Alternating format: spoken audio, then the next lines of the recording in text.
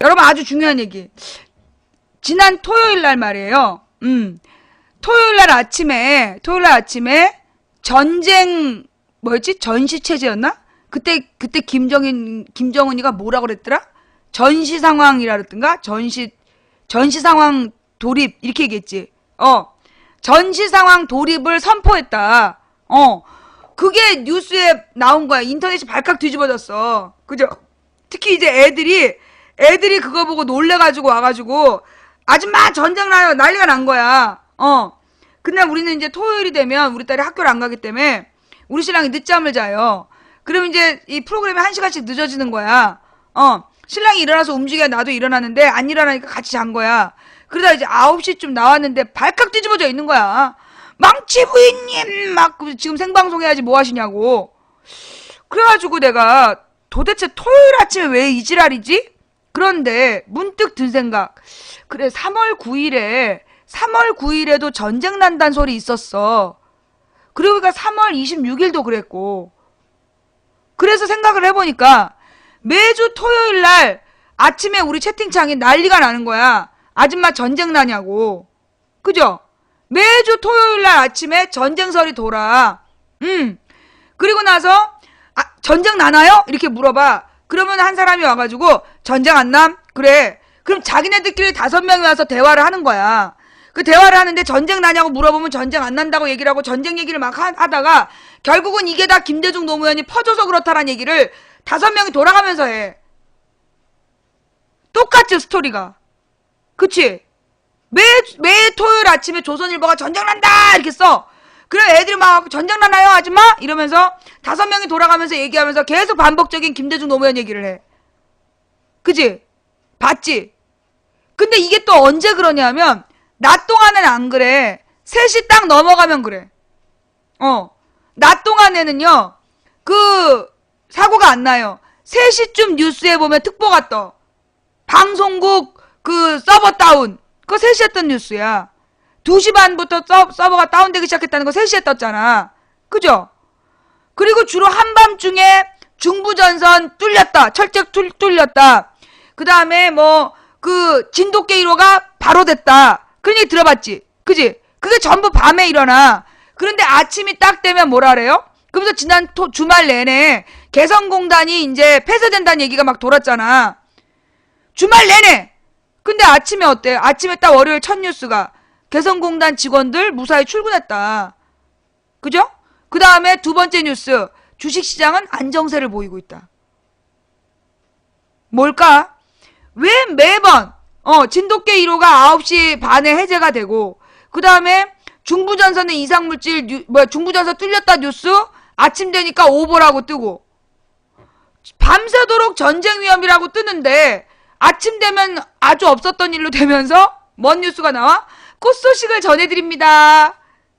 아까 내가 눈썹 그리다 웃은 게 밤새도록 전쟁 얘기로 위협을 하다가 아침 되면 예쁜 옷 입은 기상캐스터가 나와서 꽃 소식을 전해드립니다 이러면서 예년보다 꽃이 빨리 핀다고 막 그래. 그래갖고 이제 그 스튜디오에서 현장에 나가 있는 직원을 이제 연결한 거야. 꽃이 많이 피었나요? 그러니까 아직 안 피었습니다. 전쟁 뉴스를 막 다룬 다음에 이 스튜디오에서 딱 현장에 있는 여자 캐스터한테 현장에 꽃이 아름답게 피었나요? 이렇게 물었는데 아직 안 피었습니다. 꽃이 안 피었는데 왜 꽃시장에 나가서 그러고 있을까? 이게 아침에는 급 안정, 꽃 얘기, 날씨 얘기. 요즘에 기상캐스터가 방송하는 분량이 뉴스에서 오전엔 되게 길어. 한번 내 말이 맞나 봐봐. 아침 내가 뉴스를 계속 틀어놓는데 아침에는 전쟁 얘기가 부피가 줄어. 이게 내용이 쭉 줄고 주로 날씨 얘기, 생활 이야기 이런 게 쭉 나와. 건강 이야기. 그런데 딱 3시가 넘어갈 즈음부터 무시무시한 얘기가 나와.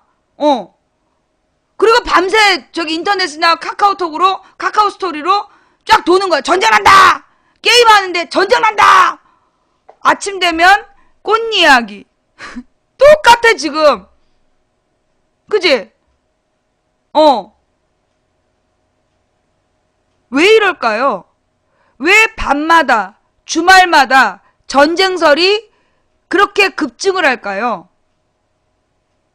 뭐 때문에? 주식시장 때문에.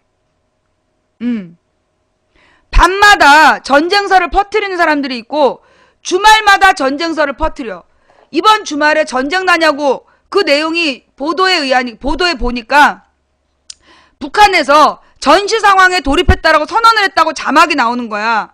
근데 내용을 들어보니까 뭐냐 하면 한국과 미국이 자꾸 북한을 대상으로 해서 군사 도발을 하니까 또 군사 도발을 하면 전시 상황에 돌입하는 걸로 알아라. 그 얘기야.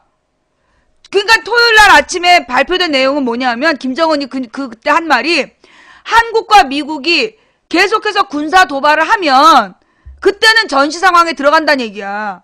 근데 우리나라에서는 뭐만 발표해? 요 앞부분 빼고 김정은이 전시 상황 돌입을 선언했다. 그렇게 얘기하는 거야. 그 얘기를 보면 예.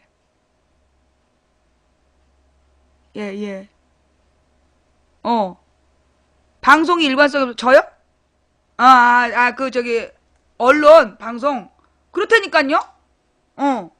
이게 무슨 얘기냐 하면요. 이 주식시장이 열릴 때쯤 되면 전쟁 얘기가 싹 사라져. 그리고 주식시장이 딱 닫히는 시간에 또 전쟁 공포를 파는 거야. 나는 이거 전쟁 공포를 판다고 봐요. 전쟁 공포를 판다는 얘기가 뭐냐 하면 전쟁의 공포를 팔아야 돈을 버는 사람들이 있어. 누굴까요? 전쟁의 공포를 팔아야 돈 버는 사람들. 무기를 만들고 파는 사람들. 무기를 만들고 파는 사람들은 전쟁에 대한 공포가 확산돼야 돈을 벌어요. 예. 그러니까 이 무기를 만들고 무기를 파는 사람들이 전쟁 공포를 확산시키는 거야. 그런데 이 사람들은 전부 다 누구야? 부자야. 돈을 벌었어. 무기 만들어 팔아갖고. 무기 만들어 돈 번 다음에 그 돈을 어디다 투자했을까? 주식에 투자해 놓은 거야. 근데 만약에 진짜 전쟁에 대한 두려움이 생기면 주가가 폭락을 하겠죠? 주식시장이 박살이 나는 거야. 그럼 뭐가 줄어? 자기네들 재산이 줄어. 그러니까 얘네들이 주식시장에다가 영향을 미치지 않는 범위 안에서 전쟁놀이를 하느라고 밤만 되면 주말만 되면 전쟁설이 극심해지는 거야. 뉴스 찾아봐. 내 말이 맞나 틀리나. 내 말이 맞나 틀리나 뉴스 한번 찾아봐요. 내 말이 맞지? 매번 주말에 토요일 아침에 아니면 금요일 밤에 금요일 밤부터 월요일 새벽까지 전쟁 난다고 개지랄을 떨어. 근데 월요일 아침에 개성공단에 무사히 출입하고 있다. 출근하는데 아무 문제 없다. 올해는 꽃이 일찍 핀다. 그러면서 지역 축제 얘기로 돌아가. 이 쌍놈 새끼들이.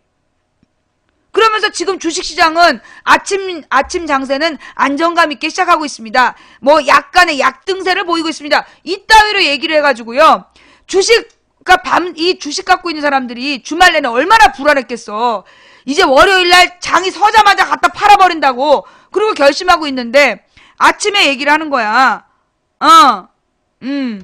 예. 아침에 얘기를 해가지고요. 뭐라고 얘기를 하냐면, 아침에 그 주식시장이 열릴 때쯤 되면 싹 덮으면서, 뭐 약등세, 안정 속 약등세로 가고 있습니다. 이렇게 나와. 그러면 팔려고 했던 사람이 안 팔게 돼. 아닌가? 전쟁 아닌가? 그러면서 하루 종일 기다려. 그럼 막 뉴스에 경제 중소기업에 신경을 쓰니 어쩌니 이런 얘기 막 나와. 뭔가 긍정적으로 잘 될 것 같아. 특정 기업에서 뭔가 만들었다 이런 얘기 나와. 그러면 이걸 또 사 말어 이러고 있는데 3시 넘어가면 또 전쟁 얘기야.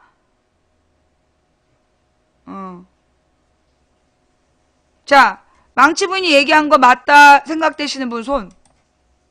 지금 뉴스를 쭉 검색해 보니까 주로 뉴스가 나온 시간대가 이 주식시장 닫은 시간, 그 다음에 주말, 이럴 때 완전히 카카오나 카카오톡이나 이런 메신저나 트위터를 통해서 전쟁 공포가 급확산이 돼. 아침 되면 걔네들이 모두 침묵해. 웃기지 않아요? 정말 웃기지 않아요? 주식시장이 보통 3시가 되면요. 예, 장이 마감되는 분위기예요. 예, 3시 정도에 주식시장이 닫혀.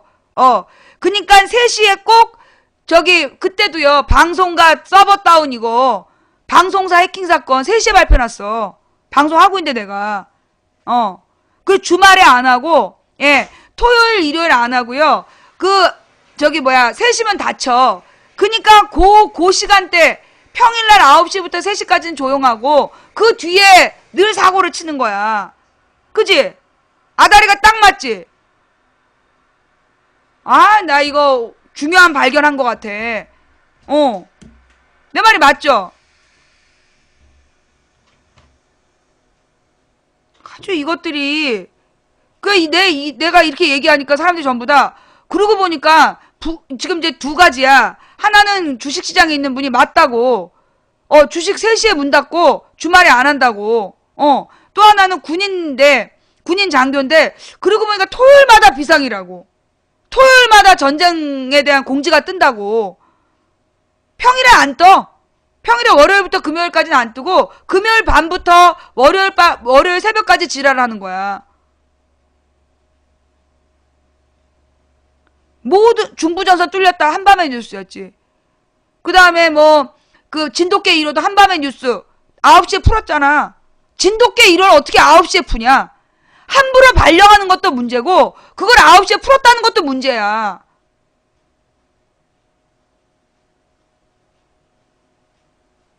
이 새끼들이 말이야.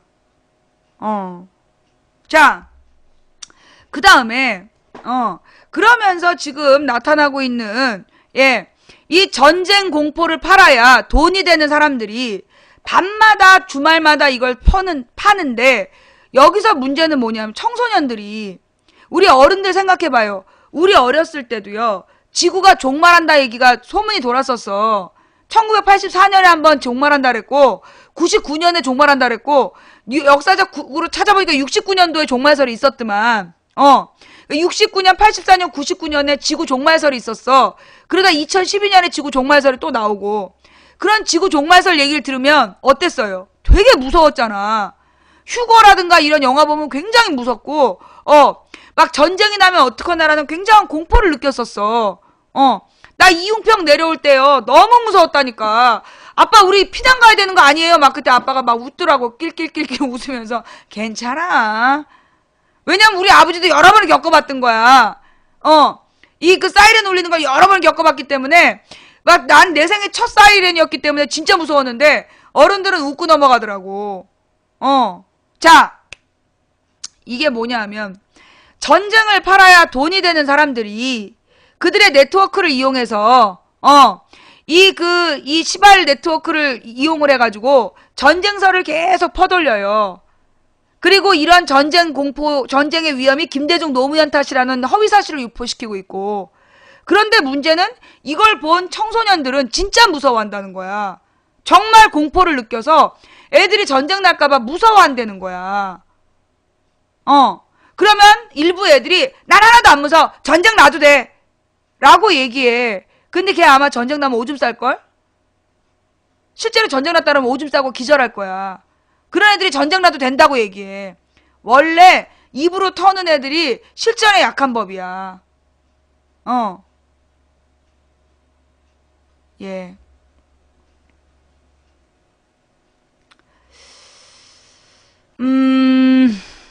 댓글이 어떻게 이상한가요? 네. 자, 그래서 지금 벌어지고 있는 일은요. 이 전쟁의 공포는 전쟁설은 주식시장의 피해를 피해서 전쟁 공포를 파는 자들의 놀이다. 라는 거. 그러니 청소년 여러분은 아무 걱정하지 마세요. 예. 청소년 여러분 아무 걱정하지 마세요. 전쟁설이야. 진짜로 전쟁이 날 거면요.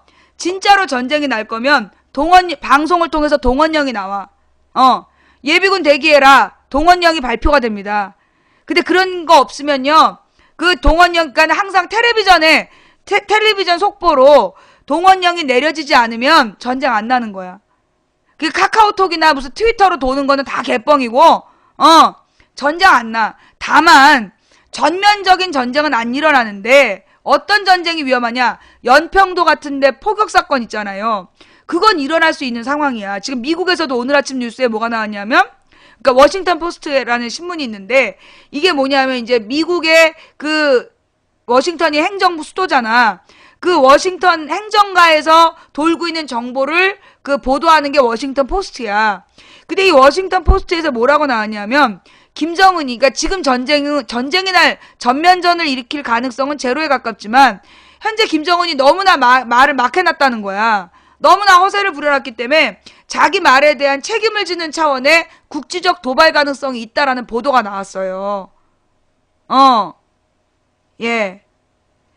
이제 워싱턴 포스트에서 그 정도 나왔다라는 얘기는 뭐냐 하면, 그럴 수 있다라는 걸 지금 예측한다는 거야.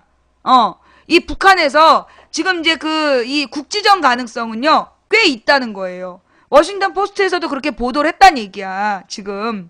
왜냐면 김정은이가 너무나 떠들어놨어. 자기 말에 떠들어놨기 때문에 뭔가 보여줄 필요가 있어서 그런 용도의 국지전 발생 가능성이 있다라고 본다는 거지.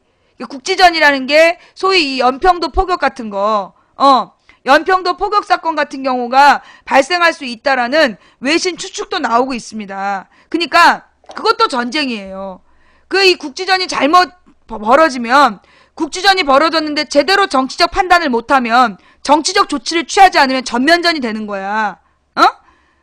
이 국지전이 벌어졌는데 정치적인 판단을 못하면 전면전이 벌어지는 거야. 근데 아까 박근혜가 발표한 내용이 있어. 박근혜 대통령이 뭐라 그랬냐면, 도발이 있다면 어떤 정치적 타협도 없이, 정치적 고려 없이. 그 뉴스 봤어요?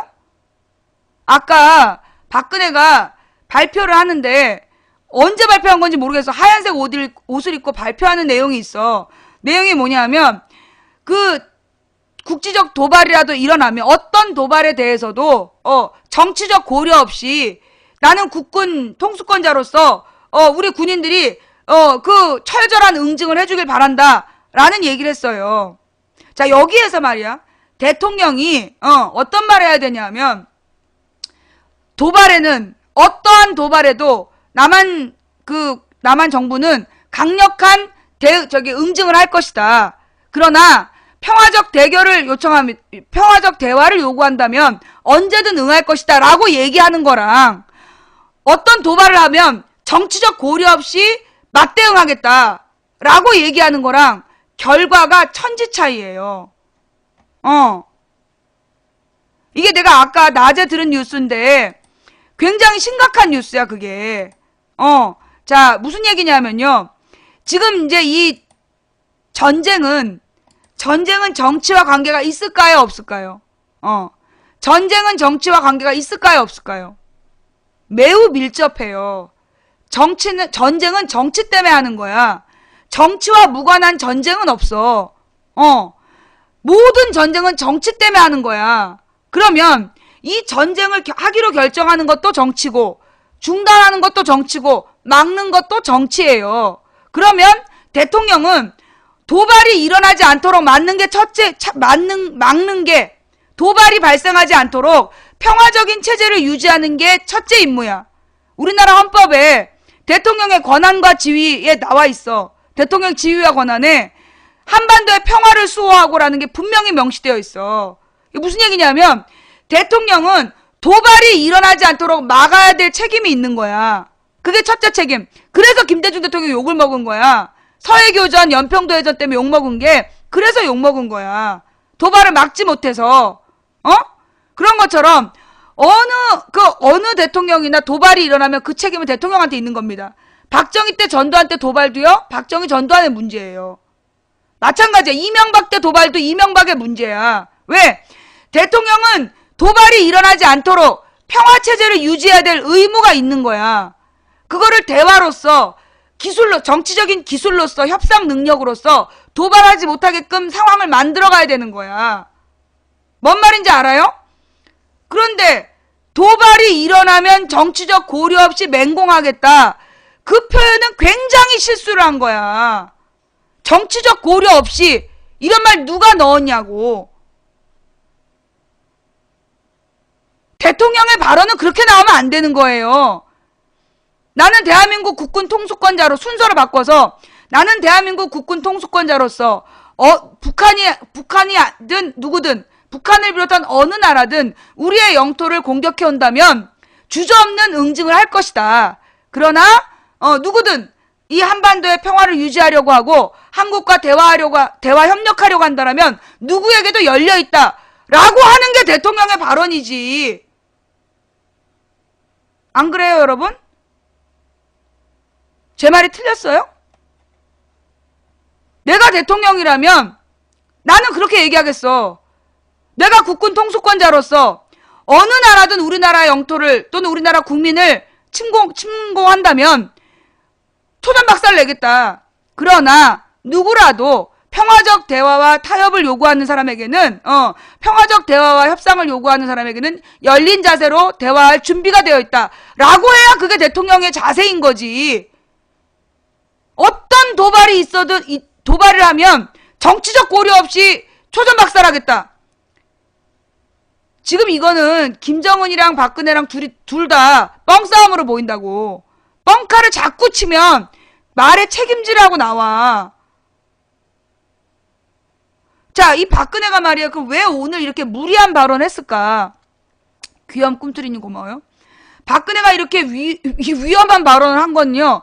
생각보다 웃긴 일에서 시작돼요. 토요일 아침 뉴스를 보는데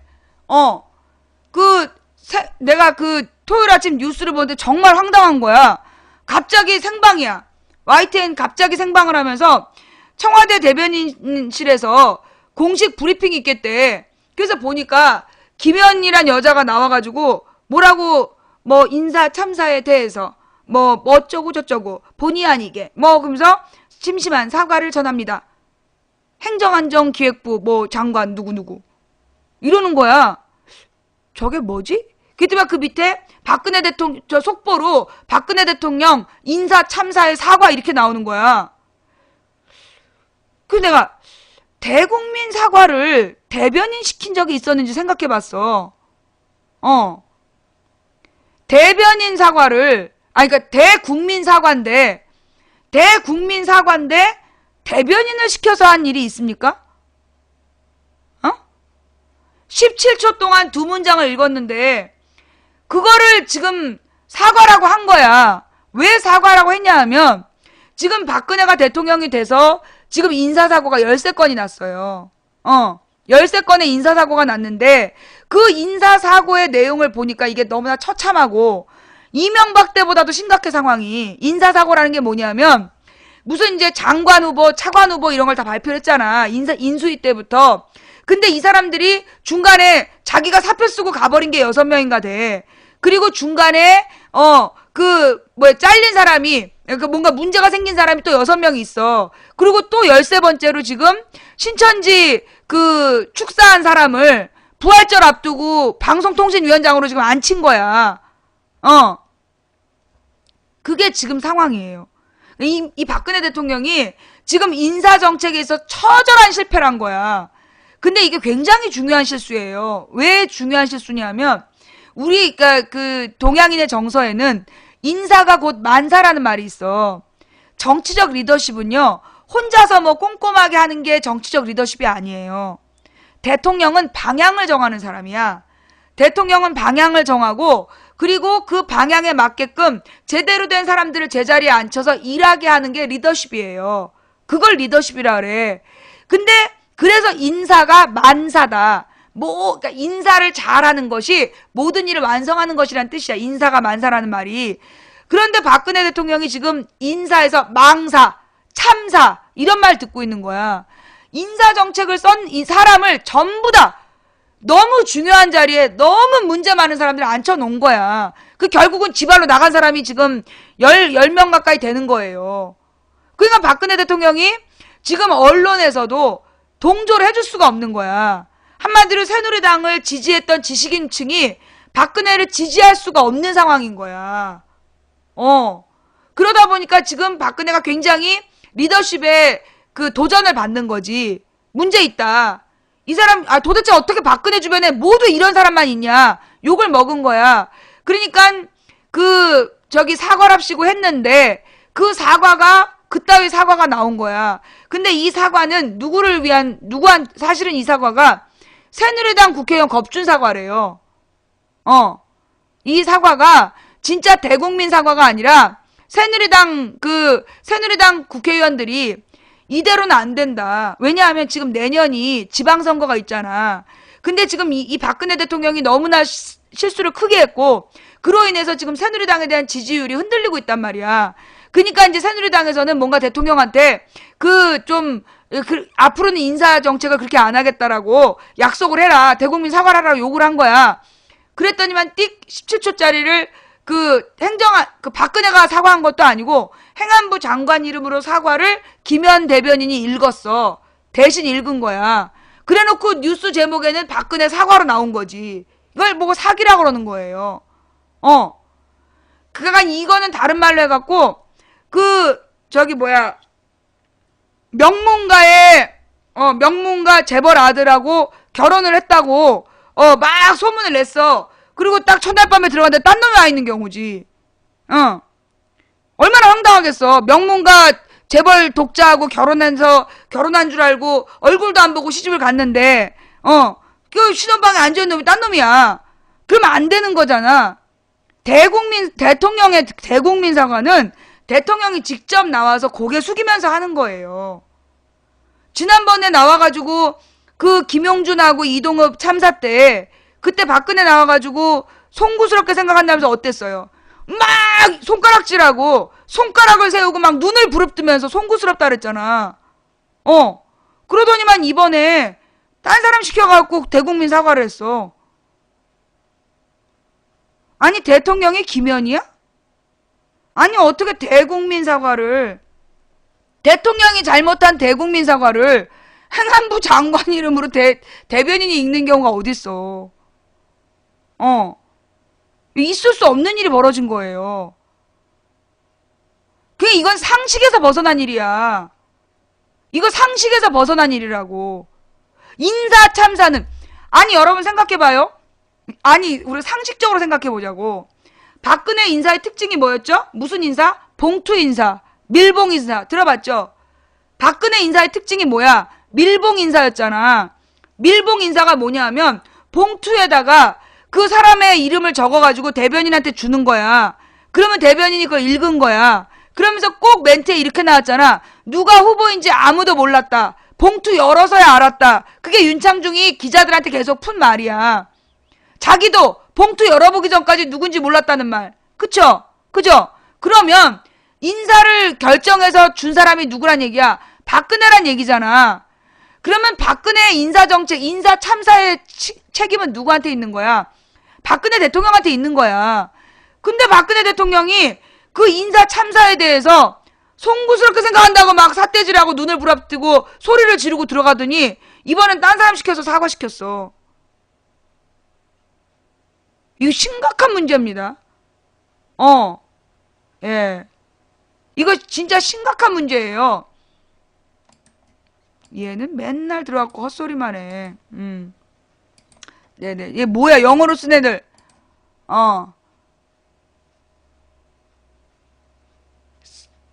뭐라는 거야. 해석을 올려! 예. 저 영어 해석을 올리란 말이야! 예, 귀염 꿈틀이님 감사합니다. 이거는요, 정말 지금, 취임 한 달 동안의 한 일을 정리해볼까요? 취임 한 달 동안의 한 일. 인사 참사. 무려 5명이 그만뒀잖아. 제 발로 걸어 나갔잖아요. 한 사람은 제 발로 걸어 나가지 않겠다고 버티다가 저 국회에서 표결한다니까 도망간 이동욱. 그 다음에 뭐 장애를 딛고 대법관에 오른 인간 승리의 대명사라는데 알고 보니까 부동산 투기에 자녀 군역 비리, 군역 의혹. 이것 때문에 그만둔 김용준.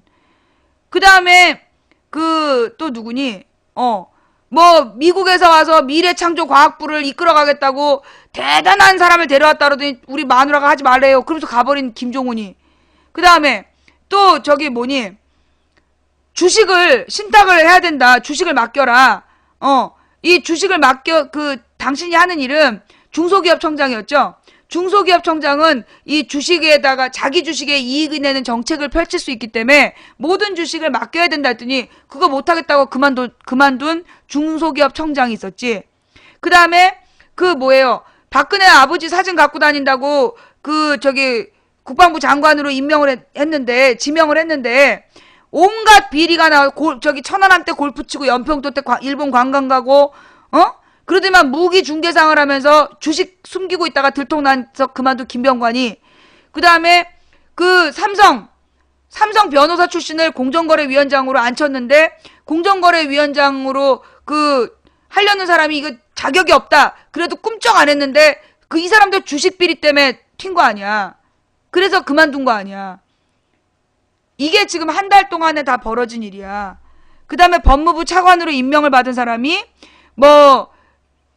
별장 성접대에 등장하는 인물이라고 경찰이 주장했던 사람인데 청와대에 보고까지 올라갔는데 씹고 그냥 지명을 했었다는 거 아니야. 근데 이 사람 이제 그만둔 거지. 그지?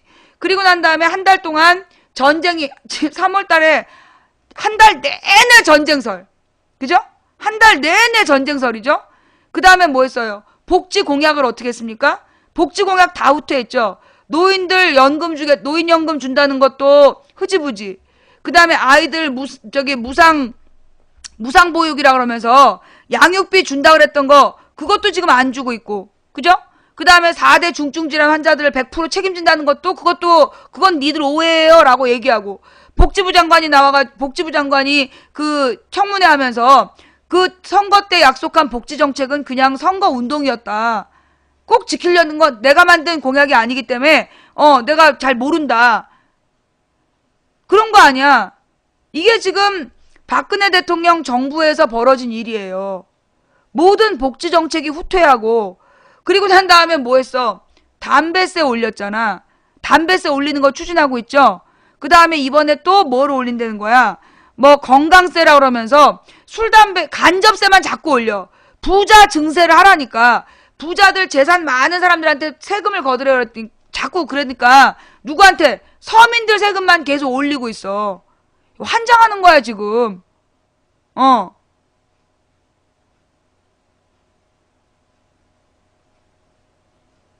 아니 지금 제가 얘기한 내용이 신문에 나온 거 맞죠?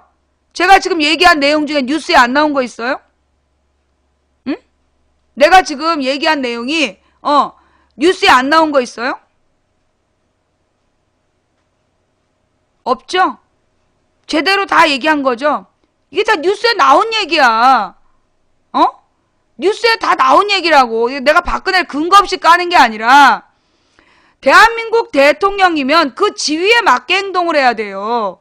근데 지금 박근혜 대통령이 지금 우리가 생각할 수 없는 실수를 너무 많이 하고 있는 거야. 이건 실수가 아니라 이거 의도적이냐는 생각이 든다니까 지금. 고향의 누님 감사합니다. 첫 번째 국무회의가 경범죄 통과했지. 그러면 박근혜만의 잘못이냐? 그게 박근혜만의 잘못이 아니야 또. 새누리당 정부 여당이잖아. 여당 최고위원이 국회 본회의장에서 누드 사진을 보다 걸렸어. 그랬더니 뭐라고 얘기를 했느냐? 카카오톡으로 누가 보내줘서 뭐지? 그러고 열었더니 그게 누드 사진이었다라고 공식적인 해명을 한 거야. 근데 알고 보니까 기자가 딱 봤는데 누드 사진 써가지고 검색하는 장면이 잡혔어. 지금 잠적해 있는 거 아니야? 그 사람이 새누리당 최고위원이자 윤리특위 위원이었어. 그래놓고 지금 이석기, 김재현의 국회의원 자격심사를 새누리당에 해야 된다고 막 주장을 한 사람이야, 그 사람이. 하루하루님 감사합니다. 지금 뭐 하자는 거냐고. 그러면서 우리 방송에 와가지고 어떻게 이렇게 안보의식이 없느냐 나한테. 아니 그래놓고 나한테 안보의식을 묻기 전에 대한민국 장군들이 뭐 했냐고. 3월 3일 뉴스가 뭐 했는지 알아요? 3월 4일 뉴스가? 3월 4일 뉴스가 뭐냐 하면 그때 김병관이 골프 사건이 막 터졌는데 김병관 골프 쳤다고 막 욕하는데 물타기 뉴스처럼 뭐가 나왔냐면 장군 300명이 75개 팀으로 주말 내내 골프 쳤다고. 더 웃긴 건 그 주말에 전쟁 난다고 쌩 지랄을 났잖아. 네티즌들은 전쟁 난다고 쌩 지랄을 막 퍼뜨리고 다니고 있는데 장군들은 골프 쳤다니까. 그래놓고 우리한테 와가지고 안보의식이 없다고 지랄이야. 지금 뭐 하자는 거냐?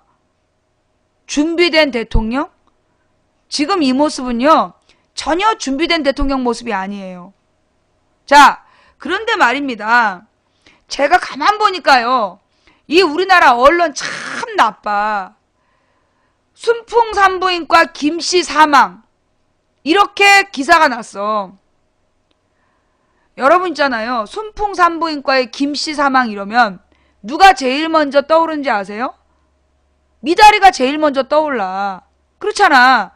순풍산부인과를 딱 검색하면요. 배우 5명 중에서 김씨는 김성은 하나 떠요. 그러면 어머 미다리가 저기 한국에서 적응 못해가지고 미국에 유학 갔다더니 어머 결국은 목숨을 끊었나벼. 아침 내내 김기아가 누구냐고. 근데 내가 순풍산부인과 봤는데 죽었다는 그 김수진이라는 사람은 본 적이 없어. 뭘로 나왔어요? 간호사? 미다리 김성은이는 그 당시 9살이었어. 이게 이제 그 순풍산부가 98년에서 2000년도에 나온 시트콤이었고요. 그러면 지금 미다리의 나이는 많아야 21살이야. 23살. 근데 죽은 사람은 37세 여성이야. 근데 그런데 순풍산부인과 여배우 김씨 사망. 이게 오늘 아침 뉴스에 나와갖고 누가 또 검색어를 돌린 거야. 이 개새끼들이. 검색어를 돌려가지고 그 김씨가 누구냐. 그래갖고 괜히 또 김성은이가 또 나온 거야. 네이버가 쓰레기가 아니라요, 여러분. 이 네이버가 굉장히 크잖아요. 여기가 이제 이 광고에 그 프로그램이 있는 거야. 그 가령 뉴스 같은 거 있잖아. 검색어가 다 조작된 거예요. 이 네이버가 주장하는 게 아니라 네이버 시스템을 아는 알바들이 있는 거야. 이게 광고 업체들하고 다 연결이 되어 있는 조직인데, 광고 업체들하고 다 연결이 되어 있는 조직이야. 가령 여러분이 뭐 정수기 딱 치면 파워링크라고 쭉 뜨죠. 파워링크라고 이렇게 쭉 뜨잖아. 정확도 순으로. 근데 그게 뭐냐 하면 어느 물건을 팔기 위해서 그 네이버의 시스템상 얼만큼 검색이 돼야 노출이 되는가 이런 걸 시스템으로 알고 있는 광고 회사들이 있는 거야. 그 회사들에서 돈을 받고 그걸 띄워주는 거예요. 검색어를 띄워주는 거야. 그래서 그 검색어로 노출이 되면 그만큼 팔리니까. 그게 이제 이 검색 광고하는 아예 회사가 있어요. 그 회사가 굉장히 큰 회사야. 그런 회사들이 네이버 하나를 놓고 장사를 한단 말이야. 굉장히 많은 사람들이. 그러니까 얘네들이 이 검색어를 계속 올려가지고 사람들의 눈가기를 딴 데로 돌리는 거야. 오늘 아침 순풍산부인과 김씨 사망 사건은요. 지난 주말 내내 전쟁 얘기해놓고 그거 덮으려고. 순풍산부인과 김씨 사망 사건은 그냥 여배우 김수진, 무명 여배우 김수진 그 자택에서 사망한 거야. 그런데 그걸 갖다 순풍산부인과 김씨라고 딱 써서 사람들이 막 누구냐 검색하게 만든 거야. 검색어 기계 돌리면서 이놈들이. 그러면서 댓글에다가는 김성은이야? 이런 걸 계속 쓰게 해. 몇 시간 지난 다음에 37세 여자라고 나왔어. 그 김성은이는 37세가 아니거든. 그럼 이건 뭐냐? 이게 그러면서 이제 내가 볼 때는 딱 아침에 순풍산부인과 김씨 얘기가 딱 뜨자마자 내가 검색을 해보고 나서 알았지. 아, 이거는 김성은 사망설이라고 네티즌이 막 퍼뜨리게 하고 그 다음에 SNS에 무책임한 허위사실 유포 이거 비난하는 스토리로 나가는 것 같다고. 그랬더니만 순풍산부인과가 사라지더만. 그지? 순풍산부인과 김씨 사망이라고 오늘 아침에 네이버 검색어에서요 1위부터 10위 중에 3개인가 올라갔었어. 계속 검색을 해서 올리는 거야. 내가 볼 때 목적은 2가지야. 첫 번째는 밤새도록 전쟁 놀이 해놓고 분위기 전환용. 두 번째로는 SNS가 무책임한 여론을 확산시키고 있다라는 그런 얘기하려고 만든 얘기야. 그래서 이 순풍산부인과 김씨 사망이라는 거를 막 검색어로 올리고 지랄한 거라고 나는 봐. 자, 오늘 저기, 사삼항쟁, 그 다음 얘기해야 되는 게 이제 사삼항쟁 얘기죠? 사삼항쟁이 뭔지 알아요? 여러분 영화 지슬이라고 봤어? 영화 지슬? 뭐 하는 아줌마냐고? 주부야. 일반 주부도 아니고 불량주부. 국세청은 연예인이라고 분류해. 나 아직 못 봤어요. 예. 그러니까 뭐 이회수 혼외정사 그러는데 내가 알고 있기엔 이회수 씨가 재혼을 했어요. 나는 내가 아는 건 이회수 씨가 결혼에 한번 실패하고 그리고 재혼을 한 걸로 알고 있어. 그죠? 그러니까 재혼을 해서 재혼을 해서 이제 재혼을 해서 지금 살고 있는 거야 그 부인이. 근데 옛날 부인한테 아들이 있었던 모양이야. 근데 그 아들에 대한 양육비를 지급을 안 했다 이런 뉴스가 지금 뜨는 거잖아요. 그죠? 이회수가 뭐 무관심했다 그러면서 뉴스가 지금 뜨고 있는 거잖아. 근데 이게 이회수가 쟤네들 타겟이야. 왜냐하면 트위터상에서, 내가 오늘 이 두 가지는 공통점이 있다고 보는데, 트위터상에서 가장 영향력 있는 인물이 누구냐 하면, 이회수 공지영이었어. 그지? 트위터상에서 가장 인기 있는 인물이, 영향력 있는 인물이, 이회수 공지영, 이 두 사람이 제일 트위터상에서 영향력 있는 인물이었어. 그래서 이 두 사람한테, 애들이 붙은 거야. 어떻게 붙었냐면 계속 약 올리는 거야. 계속 시비 걸고 그러면 거기에 반응 하나 하면 그걸 가지고 물고 늘어지고 그 다음에 계속 그 트위터를 보고 있다가 말실수 한 번 하면 그걸 확 퍼뜨리고 그래서 지금 이회수 공지영이 쟤네들의 트위터 공격 대상이야. 공격 지점. 그 다음에 진보 농객 중에서는 진중권을 그렇게 악플러들이 달라붙어서 괴롭혀. 달라붙어서 괴롭혀요. 그리고 뭐 조국은 안 그래. 조국한테는 안 그러는데 주로 진중권한테 그렇게 막 시비를 걸어. 그래가지고 이제 덫을 놓는 거야. 그래서 말실수가 한 번 나오면 그걸로 확 뒤집는 거지. 이거는 지금 이제 이회수 씨의 혼외 아들. 난 그 표현 잘못됐다고 봐. 이회수의 혼외 아들이라는 표현은 나는 잘못된 거라고 봐요. 이거 일종의 명예훼손 아닙니까? 이걸 계속 띄우는 무리들이 있다고. 그 광고업계에서 막 띄우는, 그냥 내가 알고 있기로는 전처자식이야. 전처자식인데 그걸 혼외 아들이라고 표현하면 안 된다고. 그죠?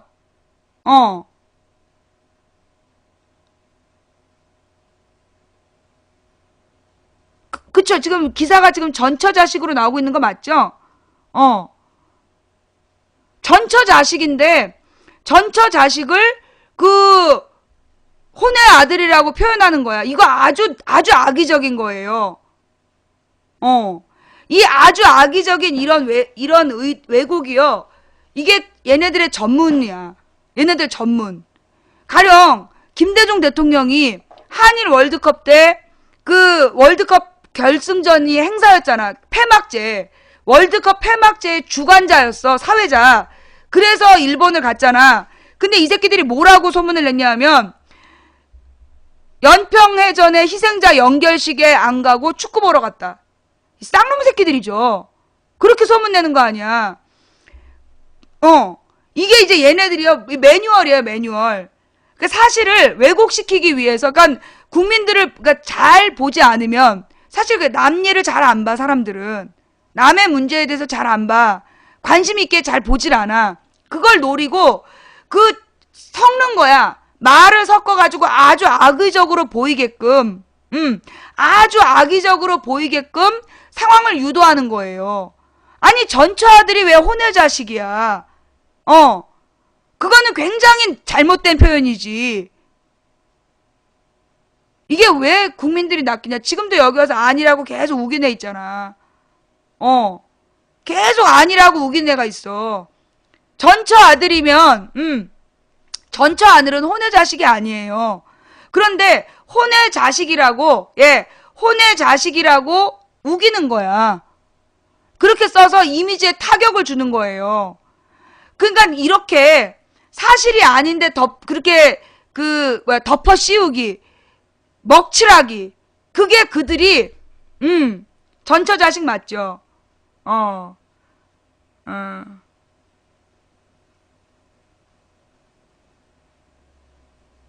예. 한번 찾아봐. 전처의 아들이라고 알고 있어요. 예. 근데 이걸 갖다가 이제 혼의 자식이다. 혼의 자식이라고 이야기를 하면서 안 좋게 몰아가는 거야. 그 남의 가정사를 남들이 그 사람이 사정이 있어서 안 밝히는 가정사가 있을 수 있는 거잖아요. 근데 일부러 굉장히 부정적인 이미지로 얘기를 몰아가는 거야. 내가 잘못 알았으면 그 사실을 한번 써봐요. 지금 아닌데라고 계속 쓰고 있는 너는 가서 네가 알고 있는 진실을 좀 찾아봐봐. 뭐가 아닌데? 예. 뭐가 아니냐고. 내가 알고 있기로는 이회수 씨가 이 재혼을 할 때 자식이 있는 사람이랑 재혼한 걸로 들은 것 같아. 그러니까는 둘 다 재혼이었고 지금 부인하고 결혼을 할 때 그 자식이 있는 사람하고 재혼한 걸로 알고 있거든요. 근데 그게 내가 이제 남의 가정사라 자세히는 모릅니다. 근데 이회수 씨의 혼의 아들이라는 표현은 내가 알고 있기로는 전처 아들로 알고 그거는 잘못된 표현이라고 보여. 내가 혹시 잘못 알았으면 예, 제가 알고 있는 정보가 잘못됐으면 수정하도록 할게요. 네. 그러니까 무슨 얘기냐? 이게 만약에 두 번째 부인이 만약에 정식 부인이 아닌 것처럼 표현을 한다. 얘네들이 왜 그러나? 전 부인은 혼외로 치나 보지? 전 부인이 낳은 자식은 혼외로 치나 보지? 전 부인네. 자, 하여튼요. 내가 잘못 알았으면 가서 정보 좀 올려줘 봐요. 예. 그 정보를 지금 올려서 혼의 자식이라는 표현은 결혼 이외의 자식을 얘기해. 결혼하지 않은 상태의 관계로 낳은 자식을 혼의 자식이라 그래요. 내가 알고 있는 상식은 그렇거든요. 제가 잘못됐다면 시청자 게시판에 써주세요. 하여튼 얘네들이 이회수 씨 같은 경우에는 아주 노리던 적군이야. 그러면 이회수 씨는 반 새누리당이냐? 아닙니다. 예. 이회수 씨는요, 반 새누리당이 아니에요. 지난번에 4월 총선 때 강원도에 새누리당 후보를 지지했어요. 그거 아시죠? 이회수 씨는요,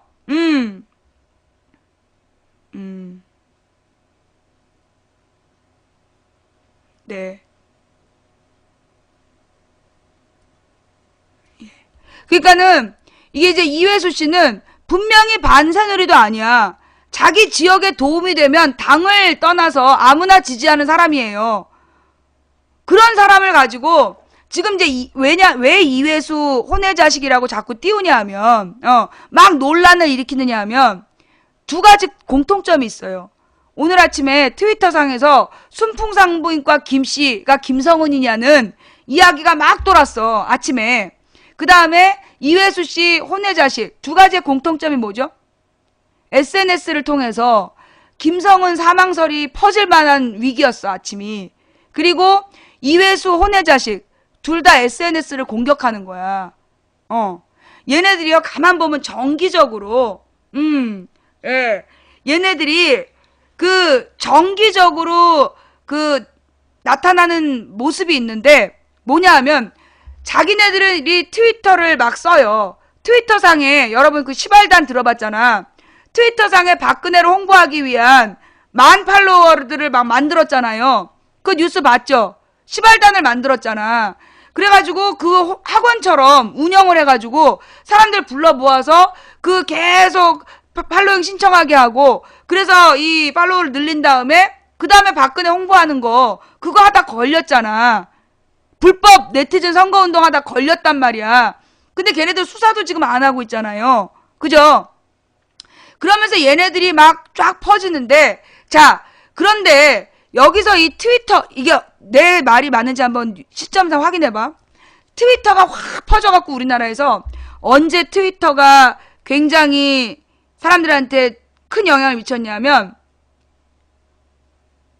박원순 시장 선거 때, 박원순 시장 선거 때 트위터가 큰 영향을 미쳤어. 박원순 시장 선거 때 트위터가 꽤 큰 영향을 미쳤어요. 근데 그리고 난 다음에 트위터를 공격하는 SNS를 통해서 퍼진 그 사고가 몇 건 있었어. 허위사실이 트위터에서 유포가 돼. 그러면서 이 트위터의 인원이 확 늘다가 우리나라에서 딱 중단이 돼. 그러니까 트위터 인원이요, 박원순 시장 선거 때까지 막 늘다가 박원순 시장 선거 끝나고 난 다음에 그 트위터의 부정적인 사건이 몇 가지가 터져.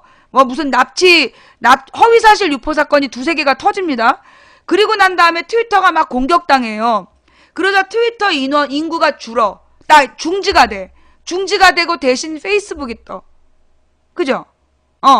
트위터가 이게 딱 멈추고 페이스북 쪽으로 사람들이 좀 몰려. 그 다음에 지금은 이제 카카오 스토리가 지금 퍼지고 있는 중이고. 자, 그런데 이게 왜 이러냐면요. 이게 얘네들의 전술이에요. 뭐냐면, 자, 원래 트위터를 하는 굉장히 뭐라 그러나, 진취적이고 합리적이고 똑똑한 300만이 있었어. 그런데 이 300만의 인구를, 그 중에서 실제로 모든 여론을 주도하는 사람은 3만 명 정도였던 거예요. 여론을 30만 명. 300만 명 중에, 그러니까 330만 명 중에 SNS 여론을 주도하는 사람이 33만 명 정도가 됐고, 그리고 나머지 90%는 보는 거야. 보는 사람들. 그리고 그 트위터에서 글을 생산하는 사람은 3만 3천 명. 1%가 글을 생산하고, 그걸 33만 명이 RT를 하고, 나머지 90%는 구경을 했던 거야. 그게 트위터의 운영 원리예요. 트위터가 구성되고 돌아가는 원리야. 자, 그렇다면 지금 33만 명만 잡으면 돼. 33만 명을 넘어뜨리면 되는 거야. 그러면 이 33만 명의 힘은 뭐냐면 나머지 90%의 착한 그 관객들 있잖아. 그 사람들을 떠나보내게 하면 영향력이 축소가 되는 거야. 그래서 얘네들이 한 일이 뭐냐면 트위터에 대한 부정적 뉴스를 뿌리는 거예요. 트위터나 SNS에 대해서 부정적 뉴스를 막 뿌려. 그러면 야, 요즘은 트위터가 대세래. 그런 얘기가 나오면 너도 나도 트위터가 뭐지? 관심을 갖겠죠? 그죠? 그러면 트위터를 한단 말이야. 그럼 트위터 인구가 늘어나겠죠? 그럼 똑같은 비율로 적극적인 사람, 그러니까 뭐 생산자, 적극적 유포자, 그 다음에 그냥 소극적 전파자, 이런 비율이 계속 늘어나잖아. 그걸 중단시키기 위해서 트위터 사건을 터뜨렸다고 나는 봐. 허위사실 사건을 누군지 몰라도 유포를 시켰고, 그거를 적극적으로 움직인 세력이 있다고 봐요. 꼭 트위터에서 허위사실이 뜨면 굉장히 독특한 사람들이 그걸 퍼돌려. 잘 못 본 사람들이. 그거 한번 검색 좀 해봐. 그러면서 트위터에 대한 부정적인 얘기를 주고, 그 다음에 내가 궁금한 거, 구속된 다음에도 아프리카, 막 욕먹었어요? 나 구속된 다음에 아프리카가 막 선정적이다라고 욕 많이 먹었나요? 아프리카의 선정성, 그런 보도 많이 나왔어요? 내가 그걸 몰라서. 내가 작년에, 그러니까는 이제 우리가 총선이 있고 대선이 있었잖아. 그러니까 그 박원순 시장 선거, 총선, 대선, 아프리카에서 우리 시사 방송들이 막 전파하는 영향력이 꽤 컸단 말이야. 매번 나온 뉴스가 아프리카의 선정성 뉴스가 나와. 망치부인 방송이 한참 잘 나가고 있으면 꼭 아프리카 방송에 선정성 뉴스가 나오고 그게 메인으로 떠요. 어? 그랬잖아. 그러면 뭐냐, 사람들이 야 아프리카 재밌대 아프리카 재밌대 하다가 야 거기 뭐 문제 있는 사람들 많대. 그러면 안 오게 되는 거야. 이게 부정적인 소문을 내서요. 부정적인 소문을 내서 전파를 방해하는 거야. 확장을 방해하는 거. 예.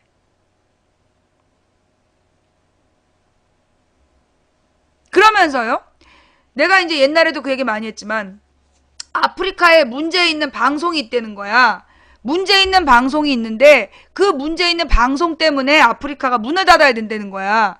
그런 얘기 많이 들어봤죠? 그게 2010년부터 얘네들의 논리였어. 아프리카를 문 닫게 해야 된다. 언제부터냐면 정확하게 하면 2010년 지방선거 끝난 다음부터 아프리카가 굉장히 유해 매체라서 문 닫게 해야 된다는 얘기가 많이 돈 거야. 그러면서 그 아프리카를 공격해 들어왔는데 내가 그럴 때마다 한 얘기.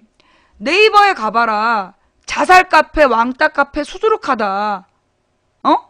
네이버에 사기꾼 카페, 또 뭐 성폭행 일어나는 카페 무수히 많다.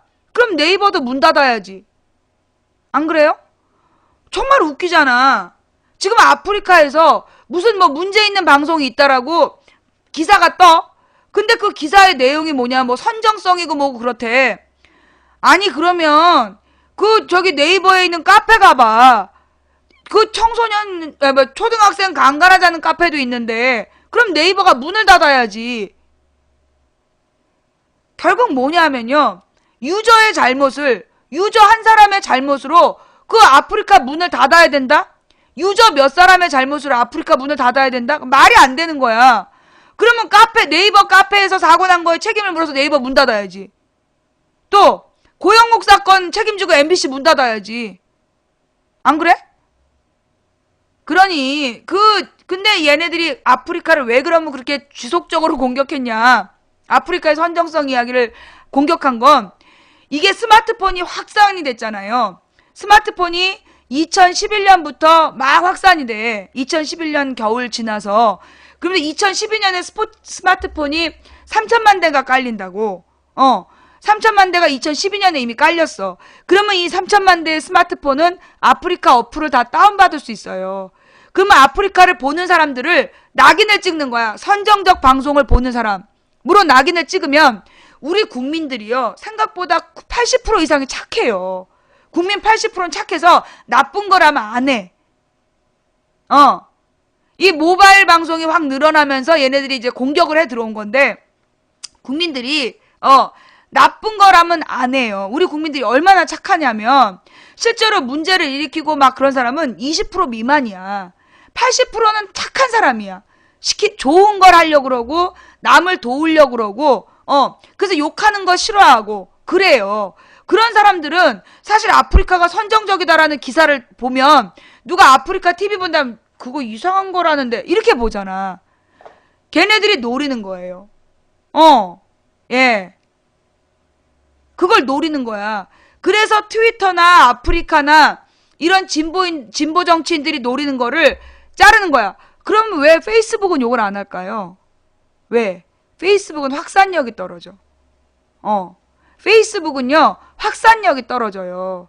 거기는 5,000명까지 딱 그 인원이 정해져 있고, 그렇잖아. 그리고 이제 이 페이스북은 가입을 하고 들어가는 게 굉장히 불편해. 근데 이 트위터는 굉장히 쉬워. 너무 쉽고 RT라는 걸 통해서 끊임없이 재생산이 된단 말이야. 확산력이 빨라. 그래서 페이스북은 안 치는 거야. 트위터를 치고. 트위터에서 의견이 한번 돌면 그게 주도를 해버리거든. 그래서 얘네들이 그 망치 부인 닥쳐 이러면서 와서 욕을 하는 거죠. 어머. 가만있어 보자. 이거 이름을 바꿨나? 예, 맞구나. 예. 그러니까 그 시끄럽다고 막 외치는 애들, 이런 애들 조사를 해봐야 돼요. 뭘 쓰고 다녔는지. 인터넷 여론조작단과 함께 행동했을 가능성이 큽니다. 예. 제가 지난주에 한혜진 얘기를 했잖아요. 이 한혜진을, 아니, 여러분 생각해봐. 사귄 지 2달 된 연예인 커플인데, 연예인하고 그러니까 한혜진 기성용이 연애를 했어. 아니, 처녀 총각이 연애를 한다고 세상에 뉴스 메인 기사에 이거 뭐예요? 30몇 개 메인 화면 중에 10몇 개가 두 사람이 열애설이야. 이거 정상일까 비정상일까? 비정상이야. 아니 무슨 한혜진 기성용이 이렇게 우리나라에서 최고의, 아니 솔직히 얘기해서 한혜진이 우리나라 최고의 배우야? 가장 인기 있어? 김태희급 되나? 솔직히 얘기해갖고 김태희하고 한혜진하고 있으면 김태희는 왕스타, 한혜진은 유명하지만 그렇게 막 김태희급으로 대화 안 해줬잖아. 그지? 그래놓고 한혜진 기성용 조심스럽게 열애, 그거는 무슨 뉴스의 절반이야. 뭔가 비정상적 반응이죠. 비정상적 반응인데 그 비정상적 반응을 추적해 들어갔더니 한혜진이 26년이란 영화에서 여주인공이야. 그래서 전두환한테 뭐랬냐면 저격을 하는 역할이야. 총을 겨누는 그런 역할을 했단 말이야. 그리고 난 다음에 그쪽 애들이 아주 독하게 독설을 다룬 거야. 한혜진 이렇게 개념 없는 년인지 몰랐다 이러면서. 아니 우리가 볼 때는 진짜 개념 여배우인데 걔네들이 볼 때는 감히 자기네 대빵을 이 전두환을 지지하고 추종하는 무리들이 볼 때는 감히 자기네 대빵을 저격하는 인물이잖아. 얼마나 불손해. 그러니까 얘네들이 찍은 거지. 그래서 한혜진 뉴스 딱 보니까 타진녀 때랑 똑같아. 뉴스를 재생산하는 꼬라지가 요거는 어떤 프로그램이 보이는 거야. 패턴이 보여. 그래서 내가 한혜진 기성용 얘기를 했던 거예요. 그랬더니만 일베에서 일베인가 시발단인가 누가 한혜진을 막 옹호하는 그러니까 내 말이 틀렸다는 걸 증명하기 위해서 갑자기 한혜진을 띄우는 글들이 쭉 올라오더라고. 어쨌거나 이제 한혜진을 괴롭히지는 못할 거라고 예상이 되는데 이게 이렇게 방심하면 안 돼. 타블로 때도 그랬어. 저러다 말겠지. 아니더라고. 아니었어. 그리고 결국은 가서 사고를 오래오래 치고 지금까지도 치고 있잖아. 그러면 왜 그들은 타블로에게 그랬을까? 타블로한테 왜 그랬을까? 타블로 아내 때문이야. 타블로가요. 안티가 처음 생긴 게 강혜정이랑 사귄다는 얘기가 공개된 다음부터야. 그러면 강혜정은 누구냐? 강혜정이 원래 안티가 없었어. 굉장히 4차원 여배우 막 이러면서 잘 떴어. 그런데 그 강혜정이 웰컴 투 동막골에 나온 거야. 그랬더니만 그 다음부터 악플러가 붙어. 그래서 얼굴을 화장을 했는데, 그러니까 양악 수술을 해갖고 얼굴이 너무 예뻐졌어. 치열이 뒤로 이렇게 딱 들어가면서 너무 예쁜 미모가 돼가지고 와 예쁘다. 근데 그 밑에 댓글이 너무나 흉하게 달려있는 거야. 성형 중독이라는 둥. 그러면서 그 강혜정에 대해서 안티가 생기기 시작했어. 동막골 찍은 뒤부터. 그러더니만 막 조승우를 버리고 별로 인기 없는 조승우를 버리고 부잣집 아들 타블로를 선택한 년 막 이러면서 욕을 했는데 조승우가 나 그렇게 별로 인기 없는 놈 아니다. 내가 뮤지컬로 바빠가지고 그래서 강혜정이랑 헤어진 거다. 먼저 헤어지자고 그랬다. 우리 관계 헤어진 지 한참 됐는데 왜 이제 와서 그러느냐. 조승우가 딱 한마디를 때리니까 강혜정 공격을 못한 거야. 그래놓고 나중에 타블로를 가지고 그렇게 괴롭힌 거죠. 그게 이 새끼들이 무식해서 그런 거지. 걔네들이 뮤지컬 한번 가봤겠냐? 춘향전을 알겠냐? 뮤지컬 조승우를 알겠냐? 그러니까는 별 볼 일 없는 배우 조승우 이러면서 깠다니까 그때. 그 댓글이 진짜 웃겼어. 그래갖고 조승우가 진짜 그렇게 얘기했어. 나 그렇게 별 볼 일 없는 배우 아니라고. 그래갖고 조승우의 저기로 1,000원으로 강혜정을 못 치고 타블로를 공격한 거예요. 하여튼 그래서 지금 이제 이 정치인들이 자신들의 정치적인 실패와 잘못을 덮으려고 연예인들이나 눈 돌리기 뉴스를 계속 만들어. 옛날엔 그게 다 통했어요. 옛날에 그게 다 통했어. 근데 이젠 좀 안 통하는 것 같아. 그죠? 요즘은 뭔가 오늘 아침에 트위터에 순풍산부인과를 딱 쳤더니 애들이 야 왜 아침부터 순풍산부인과냐? 이것도 뭘 가르쳐? 다음에서 순풍산부인과를 딱 쳤더니 트위터에 말들이 야, 왜 또 이게 아침부터 언제적 순풍산부인과냐? 얘 또 뭐 더 풀내는 거냐? 그렇게 얘기를 하더라고. 예. 스텔스님 감사합니다. 이게 추측으로 보이죠? 네. 당연해요. 네, 여러분들이 이걸 추측으로 보는 거 당연하고요. 가서 검색 한번 해보세요. 검색을 한번 해서 망치 부인이 틀렸다라는 거를 증명을 한번 해봐. 예. 아니야, 이게 내 시청자가 아니라 내가 우리 방송의 힘을 알아. 우리 방송의 힘이 뭐냐면요. 이 방송을 듣는 사람들이 생각보다 대단한 사람이 많아. 생각보다 사회적인 영향력 있는 사람들이 이 방송을 많이 봐요. 교수, 그 다음에 무슨 예술가, 기자, 정치인, 이 방송을 많이 봐. 그래가지고 소위 오피니언 리더, 그러니까 사회적인 여론을 조성하는 사람들이 우리 방송을 많이 봐요. 근데 이 사람들이 나는 이제 유치하게 일이다라고 얘기를 해. 그러면 그 일을 갖고 이 사람들이 전문적인 자기들의 지식을 가지고 이 나의 주장을 완성을 시켜주는 거야. 그래서 각자 블로그라든가 자신들의 강의라든가 책이라든가 이런 데에서 막 이제 펴내는 거야. 그러면 그게 나를 모르는 사람들인데 그런 내용들을 알고 있는 거죠. 예. 가구점 박사장님 감사합니다. 홀플레이님 감사하고요. 우리 방 시청자들이요. 수준이 무서워요.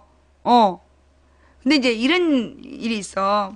망치 부인한테 왜 여기서 자기 반말하냐고. 자기 나이가 48인데 어디서 반말이냐고 누가 이제 시비를 걸었어. 한참 지난 다음에 아까 48 나와봐. 나 70인데도 참고 있다. 네가 뭔데 감히 망치님한테 반말하지 말래. 이러는 거야. 우리 방송에요. 어떤 분이 이제 글을 쓰셨는데 60세 시청자분이신 거야. 그러면서 이제 우리 방송을 보면서 굉장히 많은 공감을 하게 됐다. 정말 고맙다. 이런 글들 쓰시는 분들도 계시고요. 우리 방송을 보시는 분들이 60대, 70대 되시는 분들이 잠자코 내가 반말을 해도 다 참고 봐. 근데 어디서 감히 48살 이런 주제에 이렇게 떠들고 지랄이야. 왜 그러냐 하면요. 이것 때 중요한 얘기야. 사람들이 말이야. 왜 자기를 존중 안 해준다고 막 화를 내는 사람들이 있어요.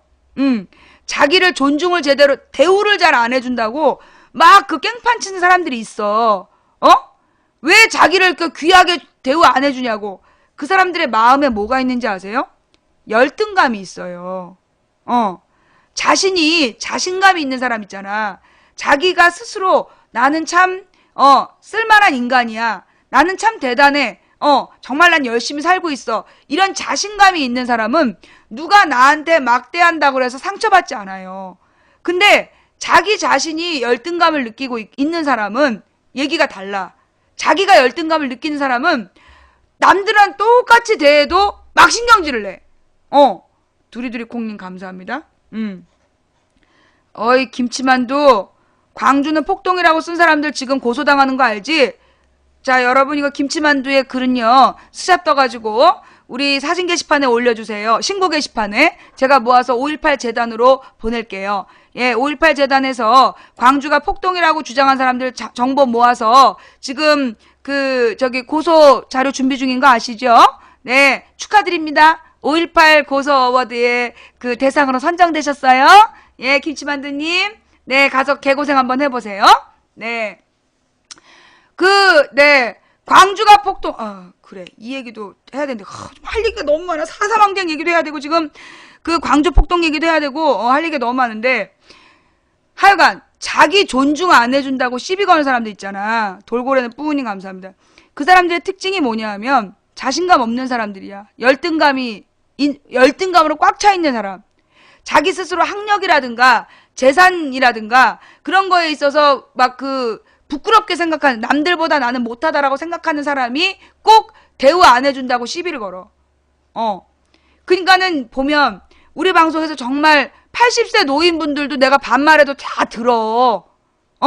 우리 부산 방송 못 봤어? 그 부산 방송하는데 우리 80세 어르신 나와가지고 손녀랑 와가지고 고맙다고 막 그러는 거 못 봤어? 예. 그래서 어떡하냐, 나 지금 끝내야 되는데. 예, 제재님 감사합니다. 하여튼 가벼운 것들. 원래 빈 깡통이 요란한 거야. 빈 깡통이 요란해. 그럼 망치 부인은 나도 비었지. 내가 비어서 이렇게 시끄러운 거야. 자, 4.3 항쟁 이야기는요. 오늘이 4월 1일이니까 제가 4.3 때 가서 이야기할게요. 그렇게 합시다. 지금 시간이 너무 지나서 4.3 때 가서 이야기하는 걸로 하고요. 그다음 아까 내가 광주는 폭동이다 그 내용. 광주는 폭동이다라는 내용이 확 늘어난 이유가 뭘까? 지만원이 명예훼손 무죄 받아서? 아닙니다. 박근혜가 대통령 된 다음에 나타난 현상이에요. 언론에서 막 나서가지고 갑자기 광주는 폭동이다라고 늘어난 게 아주 내가 골 때리는 거야. 미디어 오늘 기사에서 이 광주는 폭동이다라고 늘어난 게 지만원 판결 때문이다. 지만원 판결 때문 아니야. 여러분 있잖아요. 박근혜가 작년에 그 4월 총선에서 과반수 압승한 다음에 나타난 일이 뭐였죠? 박근혜가 4월 총선에서 원래 한나라당이 이길 수 없는 선거였어. 이명박이 너무나 잘못을 해서 한나라당을 심판하는 선거라고 다 생각했던 선거에서 전부 다 민주당만 심판했잖아. 모든 언론과 진보 지식인인 척하는 사람들이 전부 다 민주당만 비판을 했어요. 민주당만 욕을 한 거야. 그랬더니 통진당으로 표가 간 게 아니라 새누리당이 당선이 된 거야. 그래서 새누리당이 151석 이상을 차지하면서 일당이 된 거야. 그리고 난 뒤에 나타난 현상. 전두환이 이전에 있는 한 번도 그런 적이 없는데 그동안에 사형 선고 받았다 풀려 나온 다음에 조용히 있었어. 몸살이고. 그런데 감히 6.4 사열식에 가서 딱 경례를 받았어. 전두환이. 그리고 난 다음에 전두환 부관 출신이 현재 국회의장이야. 그 다음에 KBS 이사장이 그 전두환 시절에 보도지침 그거 주도했던 사람이 지금 KBS 이사장이야. 그 다음에 칠인회라고 박근혜 고문이라고 박근혜한테 의견을 준다는 노인들이 전두환과 함께 했던 사람들이야. 그 다음에 박근혜 사람들이라고 보도가 나왔던 사람들이 박정희 전두환 때 그 독재 정권을 운영했던 사람들의 자손들이야. 그리고 난 다음에 박근혜가 대통령이 됐어. 그러자 뭐가 많아져? 광주는 폭동이다. 광주는 폭동이다라는 얘기가 대대적으로 퍼져 있는 거야. 이상하지 않아요? 박근혜가 대통령이 되자마자 광주는 폭동이다라는 얘기가 쫙 퍼진 거야. 왜? 광주가 폭동이어야만 떳떳하게 돌아다닐 수 있는 사람이 있다. 그러면서 드는 생각. 왜 박근혜는 매번 봉투에 적힌 인물을 보냈을까? 그리고 왜 자기가 봉투에 적어보낸 사람이 사고를 쳐서 그 잘라야 될 때 왜 지명 철회를 하지 않고 자진 사퇴할 때까지 청와대 입장은 불변이라고 했을까? 나는 그게 제일 신기해요. 제일 이상하고. 성시경 조아님 고마워요. 여러분 왜 박근혜가 자기가 인사 참사해서 자기네가 다 지명을 했잖아. 그 지명을 한 사람들이 다 국회 언론에 의해서 막 비리가 터져 나왔어. 그래갖고 국회에서 민주당이 언론 보도대로 질문만 했어. 그러면 새누리당에서도 이건 진짜 안 된다라고 얘기를 해. 그런데도 박근혜는 청와대 차원에서 지명처를 한 명도 안 했어요. 지명처를 한 명도 안 하고요. 자진 사퇴할 때까지 기다리면서 심지어 청와대 입장은 불변이란 발표를 계속했어요. 왜지? 왜? 나는 뭐라고 얘기 안 했다. 나는 뭐라고 얘기 안 했어요. 자, 오늘 방송은 여기까지 할게요. 내가 어저께 방송 너무 늦게까지 하고, 내가 어저께 방송을 너무 늦게까지 하고, 너무나 지금 목이 힘들어가지고, 이제 방송 여기까지만 해야 될 것 같아. 박은주가 연주한 엔들리스 하트. 예. 하여튼 LOL님 고마워요. 예. 아름다운 가게님, 지리산 오갈피님 감사합니다. 오늘 방송 어떠셨어요? 지금 보니까 4시간 11분 방송했는데 나 어저께 4시간 30분 상담하고 마지막 전화는 까였잖아. 노동 78호님, 금강배님, 삶의 선택님, 두리두리콩님 감사합니다. 오늘 방송 좀 별로였다면 미안해. 내가 너무 피곤해서 그랬어. 네, PBC 벤처님 감사하고요. 예. 그 시간이 참 빨라. 할 말이 참 많은데 시간이 너무 한정되어 있는 것 같아요. 예, 노동 78호님, 와이키키님, 귀염 꿈투리님, 삶의 선택님 감사합니다. 자, 오늘 처음 오셨는데 이 방송 볼만하시다. 지우맘님 감사합니다. 그동안에 그 금강매님도 감사드리고요. 영민아, 예, 오렌지님 감사합니다. 그동안에 망치 부인에 대해서 잘 몰랐는데 오늘 방송 들으니까 망치 부인을 새롭게 알았다 그런 분 계세요? 네, 반갑습니다. 예, 자, 자라자라님, 페더21님 감사하고요. 네, 이제까지 망치 부인을 잘 몰랐다면 예, 앞으로 자주 오세요. 자주 와서 망치 부인 방송 보시면서 세상 돌아가는 이야기를 함께 나누었으면 좋겠습니다. 풍효주님, 정은 근혜 독재님 감사하고요. 그 웬만하면 말이에요, 처음 오신 분들은 한 2-3주일은 채팅하지 마시고 방송 시청만 하세요. 그게 유리합니다. 유무님, 정은근의 독재님 감사하고요. 자, 지금까지 도봉구 창동사는 불량주부 망치부인의 시사수다방이었습니다. 방송이 마음에 드셨다라면 추천 부탁드리고요. 그리고 추천 옆에 즐겨찾기 꼭 해주세요. 자, 모바일은 여기 엄지손가락 눌러봐요. 여기 망치부인 손 눌러봐. 모바일만! 수고하셨습니다. 망치부인이었어요.